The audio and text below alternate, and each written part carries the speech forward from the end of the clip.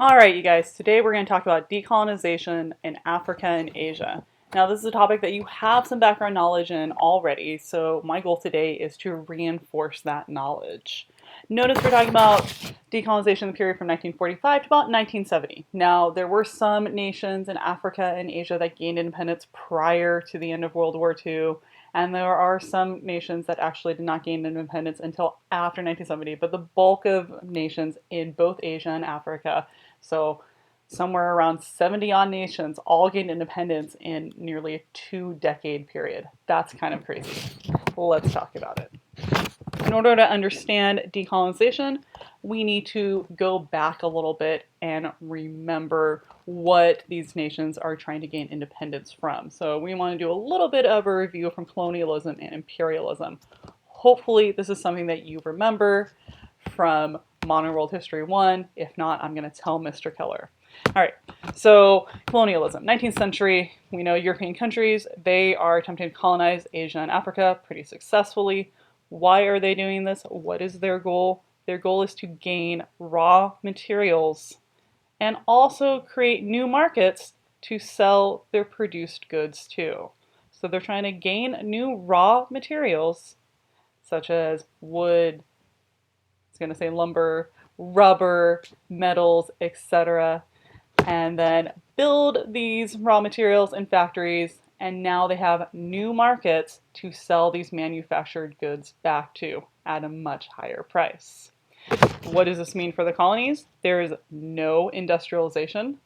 All factories and production are occurring in Europe. There is no modernization. So when we think about Europe and how much it has grown and all the technological advancements in the 19th century, that's not happening in Africa or Asia. So no industrialization, no modernization, and there's very little education for the colonized peoples. Most people exist to work in the fields, work on plantations. A lot of times, especially in Africa, we see a lot of still examples of slave labor.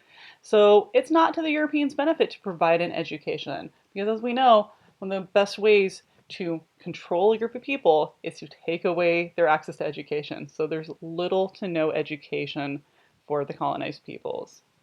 You don't need to write this down, but in the grand scheme of things, this is connected to the Industrial Revolution, because as Europe is producing excuse me, more goods, and they therefore are needing the raw materials, which is one of the reasons why they start colonizing.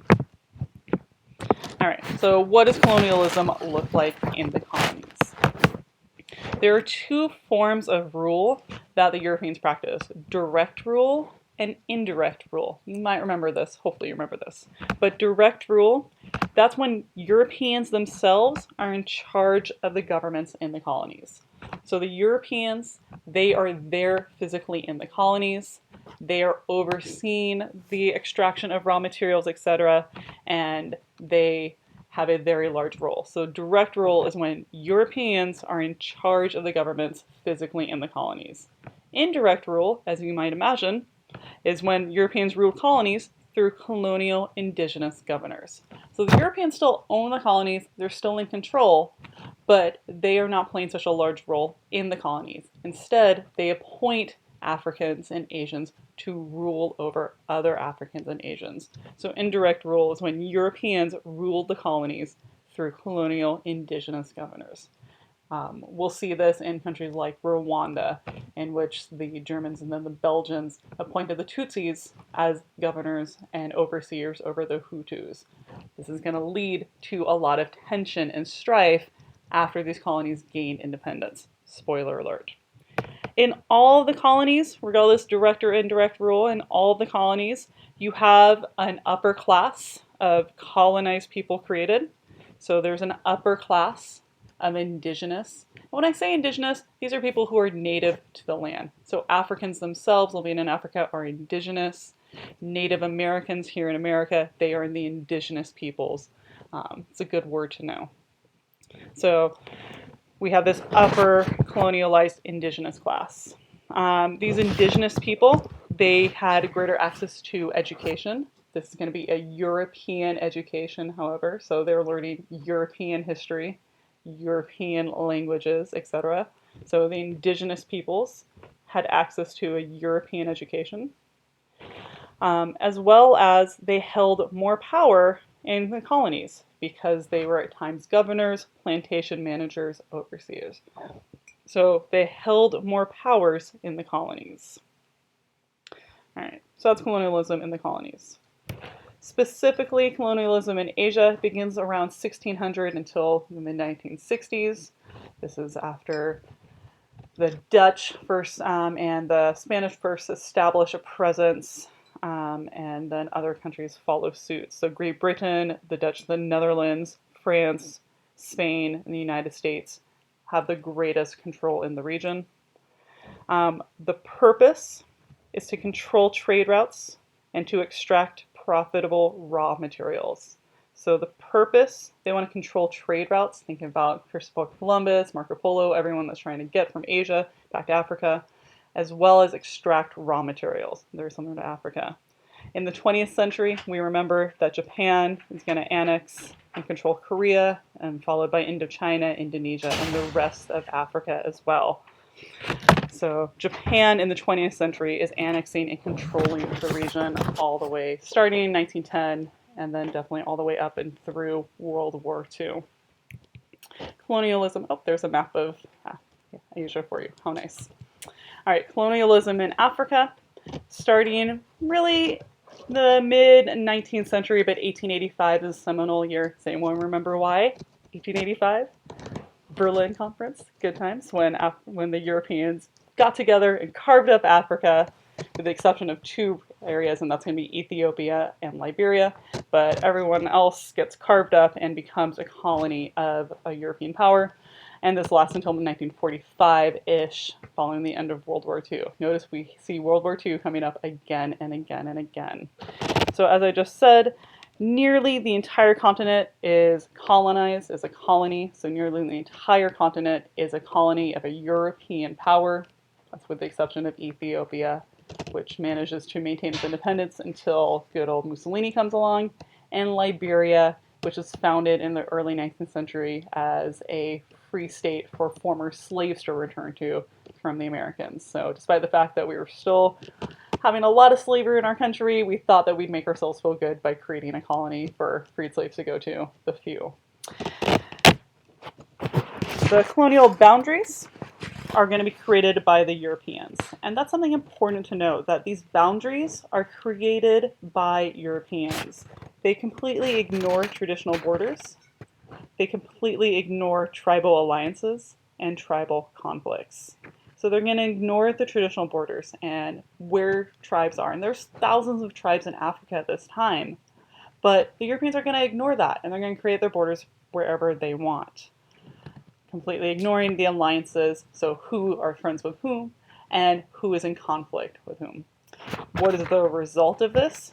You see conflicting tribes in the same colony, so tribes that have animosity and tension, now they are forced to live in the same area, under the same rule. And then you even see other tribes are going to be split into separate colonies. So you might have tribes, you might have clans that one is part of a colony of the French, and then the other part is going to be part of the colonies of the English, having very different lives. So completely ignoring the traditional areas of the Africans. All right, so that actually leads us to independence, because as you can imagine, this is not an ideal situation for neither the Asians nor the Africans. So let's talk about what leads to their independence. So there are several factors, internal and external. We're going to talk about the internal first. The first internal factor is a factor that we've been talking about since September, and that is self-determination. Of course, it's an ability of a people to choose for themselves what type of government they're going to have. Now remember, I talked about those educated upper-class Africans who are receiving a European education. So they're educated and they're learning from Europeans about self-determination after World War I. And they're starting to say, hey, we're learning about self-determination, but we are not practicing self-determination. We want to do that. So these educated Africans learn about it, and this is going to be one of the things that inspires them to start clamoring for independence. We also have another oldie but a goodie, and that is nationalism. Nationalism, primarily in sub-Saharan Africa, is going to encourage Africans to celebrate their own culture, their own history, their own languages, their own customs in opposition to the colonial histories, etc. So nationalism is encouraging Africans to celebrate their own culture and have pride in their own culture. And something we'll see again when we learn in South Africa and learn about one of my favorite people, Steve Biko. He speaks about this a lot. Finally, the third factor that's going to lead to independence for Africa, it's going to be the Pan-African movement and the Negritude movements. And these are two political movements that are founded in the early 20th century. This is definitely going to be from the upper class, the educated, the more wealthy Africans. They are going to found this. It's actually inspired by similar movements in the United States and the Caribbean. So the Pan-African, you see Pan-African movements in the Caribbean. There's a lot of Caribbean groups. You also see Pan-African and Negritude movements in the United States from freed African Americans. So they're inspired by movements in the US and the Caribbean. They're going to celebrate African cultures. So they're similar to nationalism, celebrating African cultures. And they're going to unite the African people, Pan-Africanism. This means that this is not just one movement for one group of people, but really this is a movement to unite all the peoples in the continent. So uniting all of the peoples of Africa. Externally, we see a lot of factors as well, and some of this we're hopefully familiar with from our reading earlier this week. But the first factor is, of course, going to be World War II. World War II is going to weaken the European powers because they are spending so much time fighting and destroying each other. They no longer have the resources, they don't have the wealth, they don't have the manpower, they don't have the energy to continue colonialism. So World War II is going to weaken European powers. The United Nations, newly formed, is going to oppose colonialism. As we've learned in the Universal Declaration of Human Rights, colonialism flies in the face of a lot of what the UDHR stands for. So the UN is going to oppose colonialism. The United States and the Soviet Union, during the Cold War, they want more allies. So they are going to support independence, because if that's a new independent nation, that could be a new ally for either America or the Soviet Union. So they want new countries for their allies. And then Asia. In Asia, we see newly independent nations who are going to throw their support for the Africans. Gandhi actually works in South Africa for a while. He's very familiar with a lot of Southern African politics. He is going to be very vocal in supporting African independence, as are many other Asian leaders. So we have the World War II, we have UN, we have the America and the Soviet Union, and we have many nations in Asia who are all supporting independence. Combined with the internal factors, it's going to help lead to independence for Africa. Before we talk about that, however, let's talk about what's happening in Asia. Asia, we see a lot of independence movements. Similar to Africa, we see independence movements begun after World War I. Why? Because they're also hearing about self-determination. In Asia, especially India, Indonesia, etc., you see a lot of Asian peoples that actually fight for the colonial powers in World War I, sometimes promised independence. So there's a movement that starts after World War I to really start gaining independence that we see in Asia. Specifically, we see this in India. India, we have two groups that fight for independence in the early 20th century. One is the Congress Party, and the other is the Muslim League. The Congress Party is the party that is led by Gandhi at a time. It's largely made up of Hindu Indians. They have their other group, and that's known as the Muslim League. And the Muslim League is led by a man named Muhammad Ali Jinnah. I'll spell that out. Muhammad, various spellings. Ali, A-L-I, and then Jinnah, J-I-N-N-A-H. And these two groups, the Congress Party, the Hindu, led by Gandhi, and the Muslim League, led by Muhammad Ali Jinnah, they are going to push for Indian self-rule. And in 1935, they are granted self-rule due to the 1935 India Act, in which Great Britain says, you're still a colony, but we will let you have more autonomy, we'll let you have more self-rule. So this is the first movement towards independence, but England is not willing to give up India just quite yet. India is the jewel in their crown, but they'll give them some more autonomy. Same thing happens actually with Ireland a couple decades prior. In addition, we see that there's pre-World War II nationalist movements in Indochina, as well as in Indonesia. So we start to see more groups of people fighting, supporting nationalism. So we see greater amounts of nationalist movements in pre-World War II Asia. So internally, we see a lot of colonized people starting to clamor and demand independence.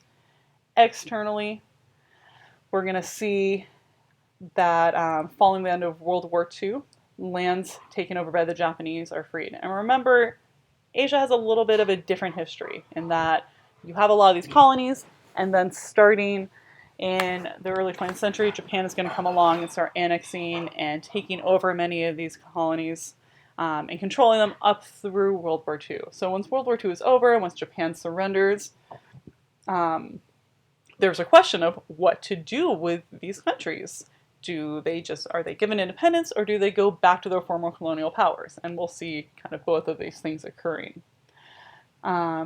So these former colonial as well as Japanese subjects are peacefully and forcefully demanding their continued independence because they're basically, following that World War II, they're given a little bit of independence before these powers are able to decide what to do with them, because the nations that win World War II are trying to figure out what to do with Japan and Germany and various other countries. So basically, the former colonies, they kind of get forgotten about for a little bit. So they basically demand, we want to continue that. And then we know also that World War II is going to weaken the European powers again, so it's going to be difficult for them to actually come back and recolonize, as they have few resources to continue or to attempt to recolonize these Asian colonies.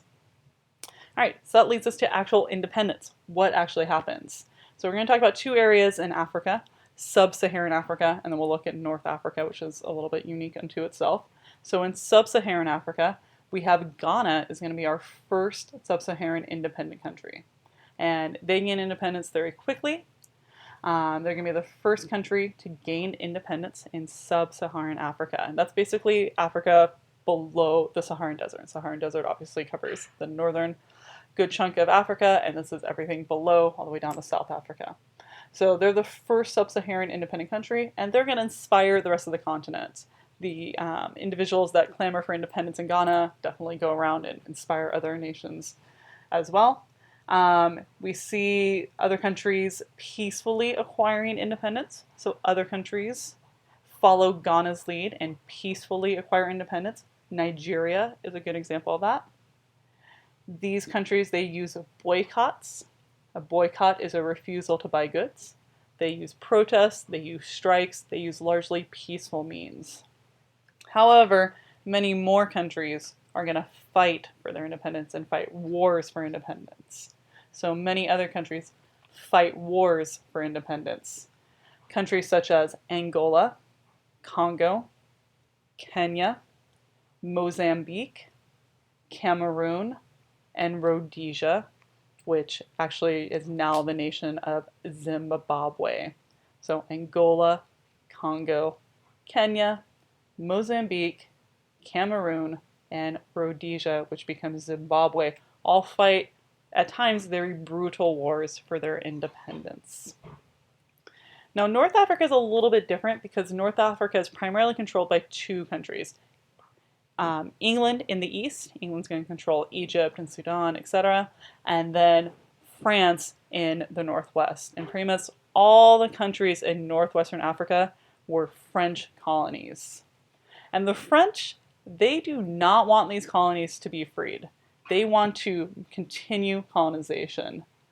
But by 1960, they've granted independence to 15 of their colonies. So Morocco, Mali, Chad, Tunisia, Libya, etc. They've granted independence. So they at first resist decolonization, but by 1960, they're going to grant independence to 15 of their colonies. Why is this happening? Because they suffered massive losses in Indochina. You remember when we talked about the Vietnam War? The French suffer the loss at Dien Bien Phu. They get kicked out of Vietnam, and then America steps in. And they don't have the resources to maintain them, with the exception of one, and that's Algeria. France is going to be willing to give up all those other colonies because they're desperate to keep Algeria. It's the one colony they won't give up. Partly because you have 2 million French people that are living in Algeria at this time. So they see it as an extension of France, and they don't want to let it go. This is going to lead to a civil war that lasts from 1954 to 1962. So Algeria is the one colony that France won't give up because you have 2 million French people living in the colony, and that's going to lead to a civil war that lasts from 1954 to 1962. It's a very brutal civil war. It's fought between the French and the FLN, which is French for National Liberation Front, which I could say it in French, but I won't torture you. So the National Liberation Front, they're going to fight the French, and they use guerrilla tactics. It's very similar to the Vietnamese. They got a lot of information from the Vietnamese, as well as other countries that are fighting for independence, and they used a lot of guerrilla tactics. When I say guerrilla, I don't mean guerrilla like cousins of the apes that we see in the zoos, which is so sad. I mean guerrilla as a war tactic. So that's Guerilla. So guerrilla war tactics. It's a very bloody war. Hundreds of thousands of Algerians die, many of which are civilians, and there's many war crimes committed. Hundreds of thousands of Algerians die, many are civilians, and there are many war crimes committed. It's incredibly brutal. And for the people who lived during this war, and there are still many people who are alive, you don't need to write this down, but it's a cause of tension between North Africa and France to the present day. It's one of the things that was brought up when we learned about the Paris bombings back in December, and then the Mali bombings that occurred a few days later. Part of the belief behind France being targeted is due to their role in North Africa, and partly due to this brutal, bloody war between France and Algeria. All right, so that's independence in Africa. Let's talk about independence in Asia. And I'm going to go through a couple different countries and their experiences so we get a sense of what's happening in that region. So we're going to start with India because all roads start from India. India is going to gain independence in 1947. India is building on the self-rule that had been previously granted and Britain's weakened state from World War II. So this independence is built on the previous self-rule, and Britain's weakened state. Remember, Britain's bombed horribly during World War II. They expend so much to fight Germany and the Nazis, and they have very little to maintain India, despite the fact that Winston Churchill says that he will never live in a world in which India is free. Maybe that's why he drank so much, I don't know. All right, so India is going to gain independence and almost immediately be partitioned. And partitioned is a fancy word for split. It's going to be split into Hindu India and Muslim Pakistan. As we remember from our map quizzes, Pakistan shares the northwestern border of India. India has a large population of Hindus, as well as a large but still minority population of Muslims, and there's a lot of tension between them. If you remember, I talked about the Congress Party for the Hindu Indians and the Muslim League for the Muslim Indians. This is because they had a lot of tension and could not get along.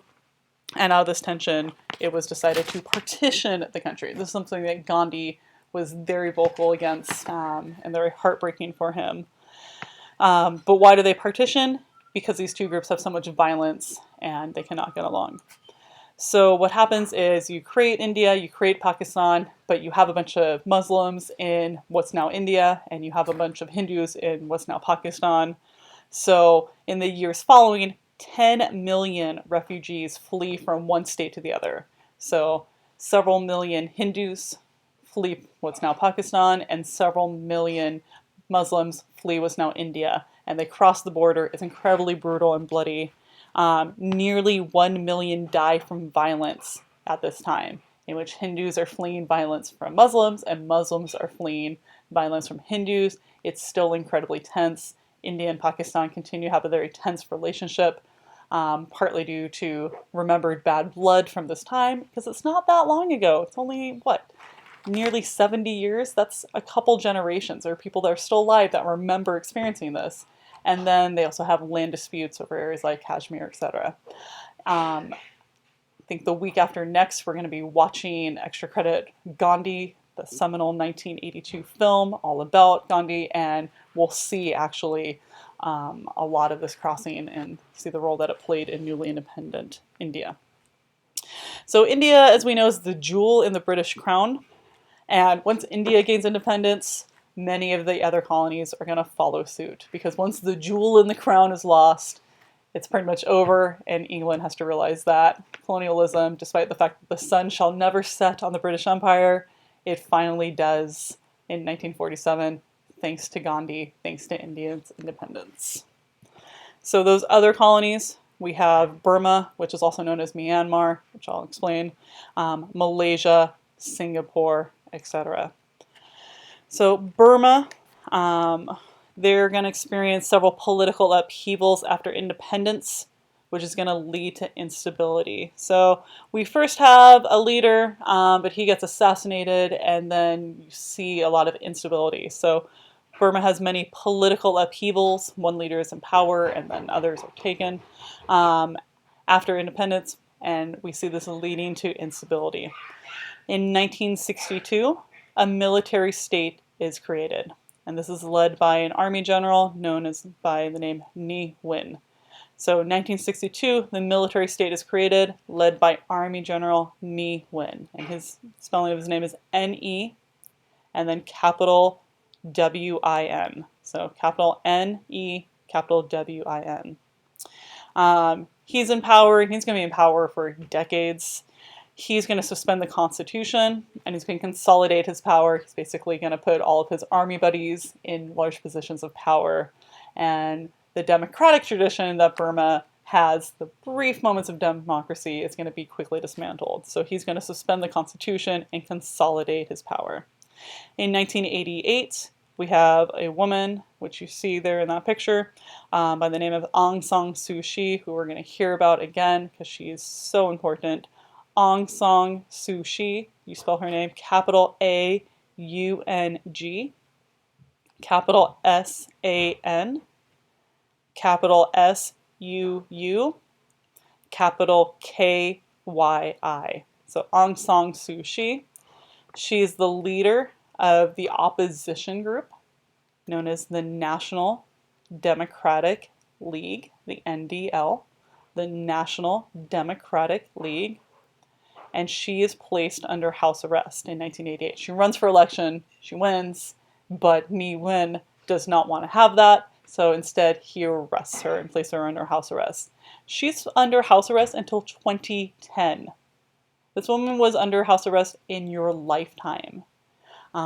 Super intense. She's basically a figure of political oppression. She's a figure of democracy. She's so important to the Burmese people. She's so important to the world, frankly. She's placed under house arrest merely for wanting democracy, that she can't have it. Super intense. She's married. She actually she goes to college at Oxford and marries an Englishman, and they have children.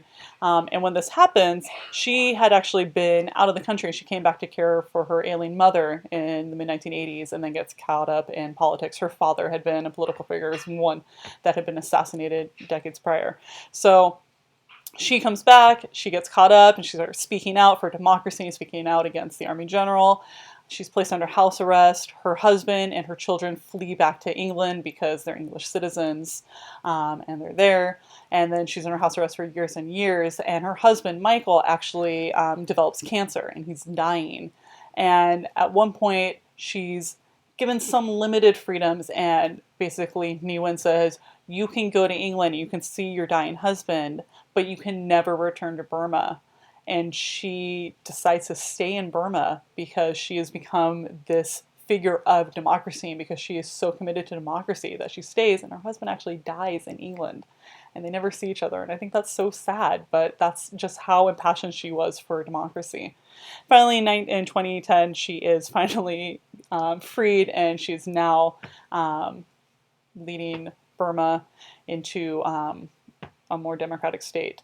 Burma is still considered under the name Myanmar. When Ne Win takes over in 1962, he changes the name to Myanmar, so that's why you'll see it politically known as Myanmar, but a lot of people still consider it to be Burma, myself included.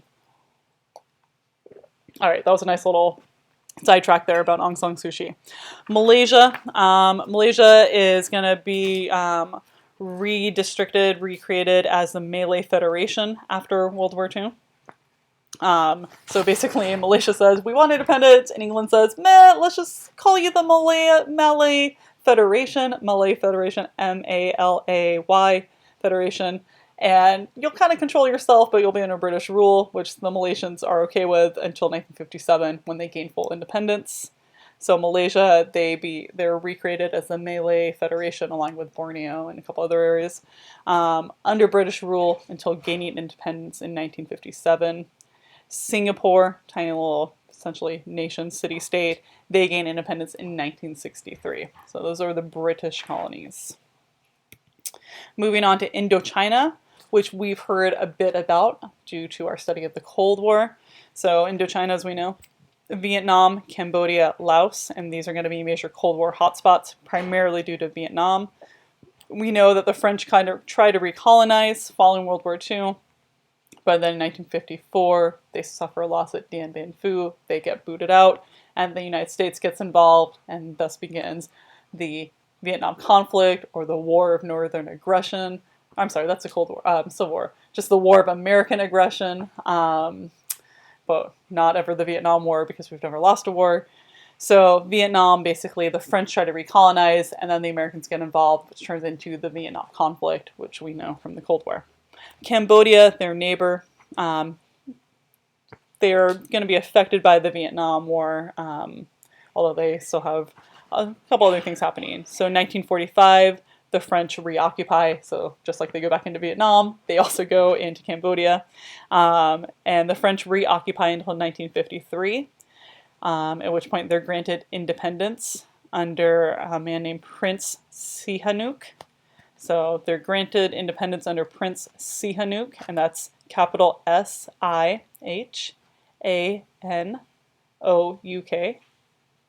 Prince Sihanouk. He's going to rule for 2 years and then abdicate in 1955. So he's going to abdicate, he's going to step down in 1955, and a parliamentary democracy is created. So in 1955, he abdicates, and a parliamentary democracy is created.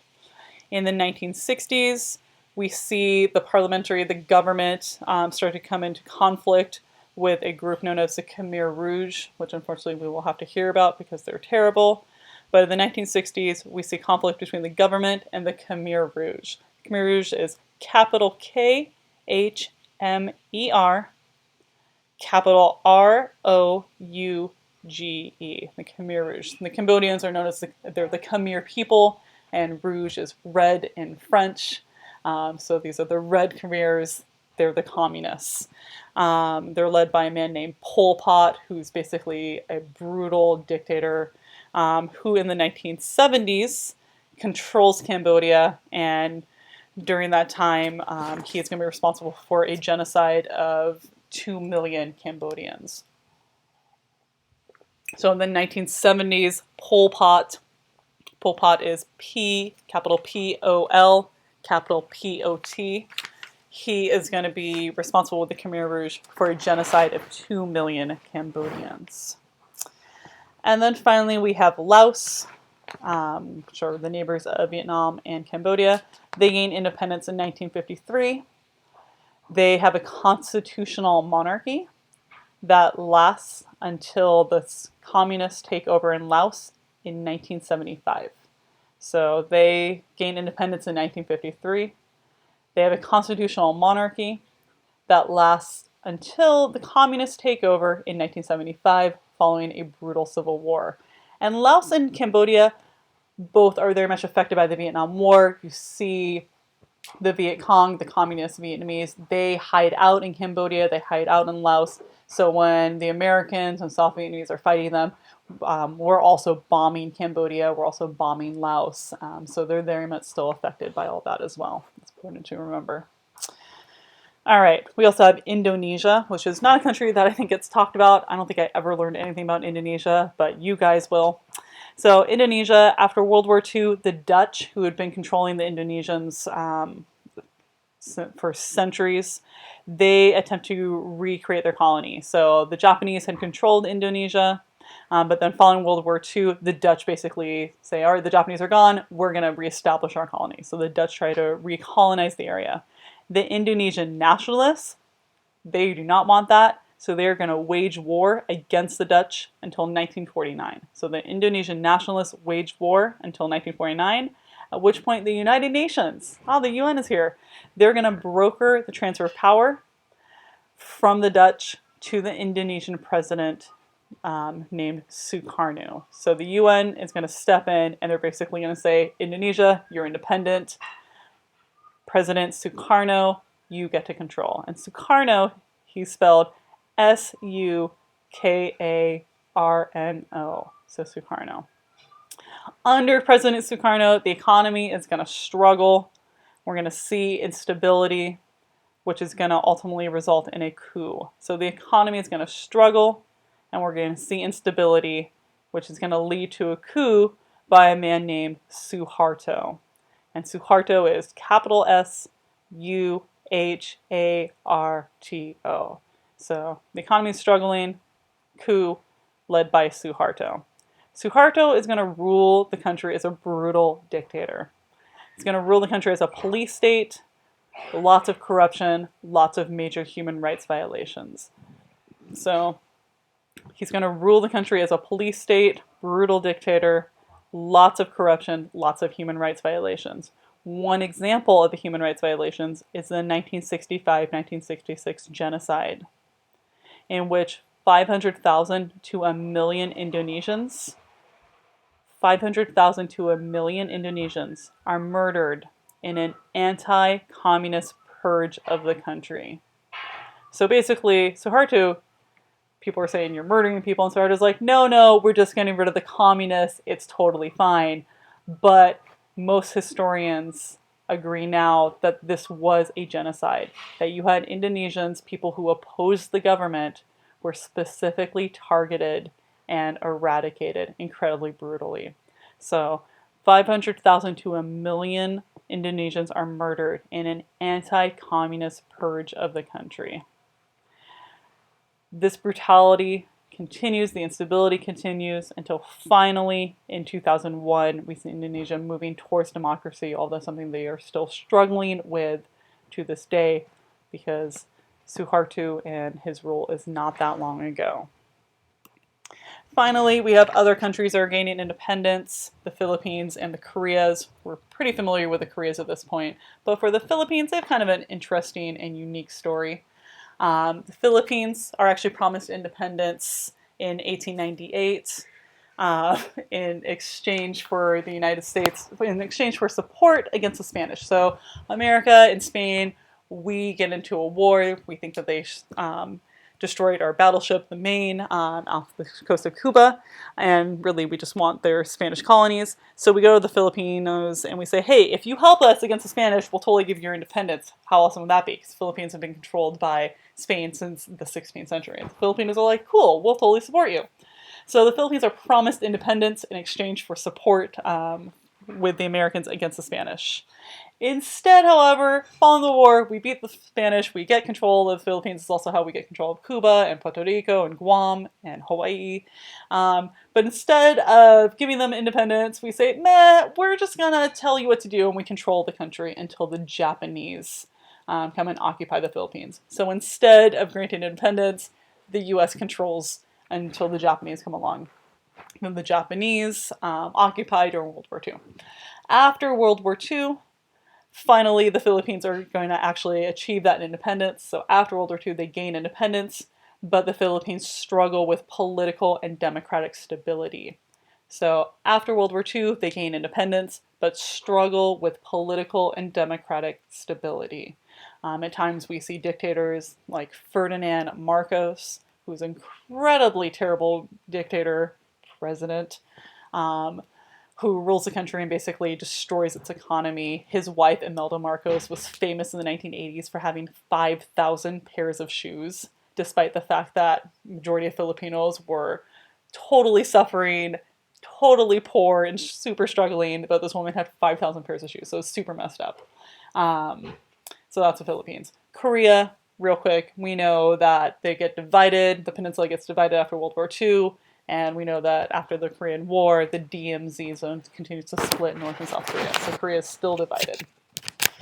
All right, you guys, we're in the home stretch. We just need to talk about the legacy of colonialism. What does it mean for these countries who were so recently colonial states? We see a lot of political instability. So what does this mean? It means that colonial powers leave no political infrastructure when they leave. So when these nations leave, when France leaves, when England leaves, when the Dutch leave, they're like, all right, bye, we're done here. Have fun being independent. But they leave no political infrastructure. So they leave no government support, no government structures. We have few traditional leaders in power because the majority of the indigenous people had been used as workers, as slaves, as supports during World War II. So people who had been traditionally in power have been removed from that power. So you don't have a history of people in power to rely upon. So this power vacuum leads to dictators taking power. So dictators take power in this vacuum, and they're going to oppress their people left and right. What are the results of this? It leads to instability, it leads to conflict, it leads to coups, and it leads to civil wars. So it's going to lead to instability, conflict, coups, and civil wars. Basically everything terrible. If you are dealing with instability and conflict and coups and civil wars, your government obviously is not going to be very effective. So government's ineffective. They cannot provide services and safety and supports for their civilians. So the governments are ineffective and they're not providing supports for their civilians. And also, additionally, countries are not only having internal issues, but they're also fighting with each other politically. So we have them fighting over borders, fighting over resources. So conflict internally and conflict externally. And speaking of that, let's talk about it a little bit more. So internal and external conflict. So as you might recall so long ago, colonies are created arbitrarily. The borders are created arbitrarily, meaning that there's no concern for the traditional borders of the tribes. Arbitrary is a fancy word for without reason. So the next time your parents ask you to go do the dishes, say, is that an arbitrary request? Because I don't want to do the dishes. Conflicting tribes are placed within the same colony. It's going to lead to conflict. Other tribes are split into different colonies. So these colonies are created arbitrarily, without reason, no concern for traditional borders. Conflicting tribes placed within the same colony, which leads to conflict. Other tribes are split into different colonies. New independent countries are going to follow these same borders. Newly independent countries follow the same colonial borders. This leads to tribal conflicts within new countries, leads to tribal conflicts within new countries, and also leads to fighting between these new countries. So it leads to conflicts within the countries and also fighting between the new countries. Economically, we see little industrialization. Little industrialization leads to an unstable economy after independence. Unstable economy. Natural resources are exported and they're sold as cash crops.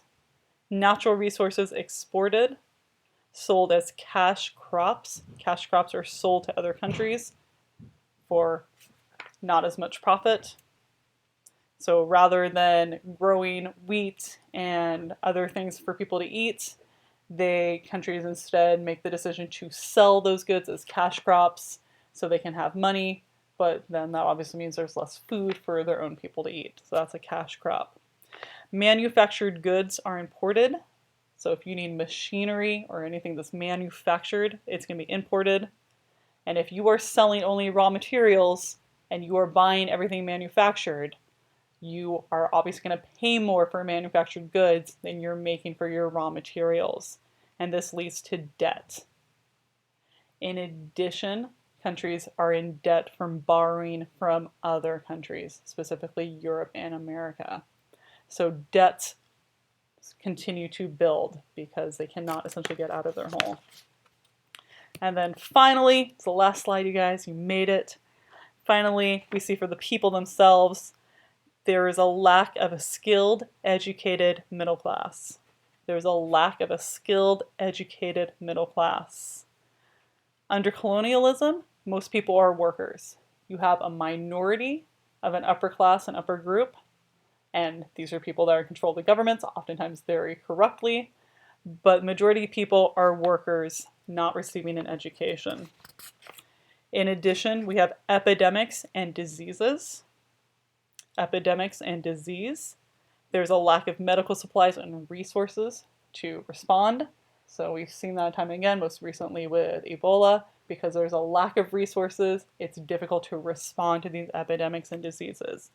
The population is exploding. Populations are massively increasing. Resources can't keep up. Food crops are exported, so there's not enough food for the population themselves.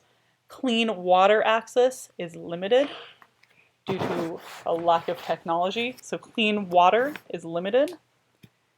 And we see many human rights violations.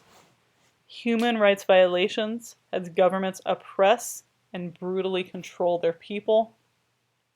Human rights violations as governments oppress and brutally control their people. They control freedom of speech, freedom of movement, etc. So dictators, their goal is to maintain power through oppression. So we see lots of human rights violations. Now, it's very easy to look at Asia and Africa, I think, more and focus on all these problems. And I think especially from the West, we have that bias and that perspective that we see all these problems and that's all we see of Africa. But I really want to remind you, and something that we will come back to, that Africa is a very diverse continent. It's a massive continent, and we've seen a lot of growth, a lot of positive growth. And despite these legacies, we are seeing African nations continue to prosper. And I don't want to leave you with the idea that Africa is just this poor place, because it is so much more than that, despite the fact that they are still dealing with a lot of these problems. So, congratulations, you have finished your lecture. I'm proud of you. You should be proud of yourselves, and we will talk about it in class next week.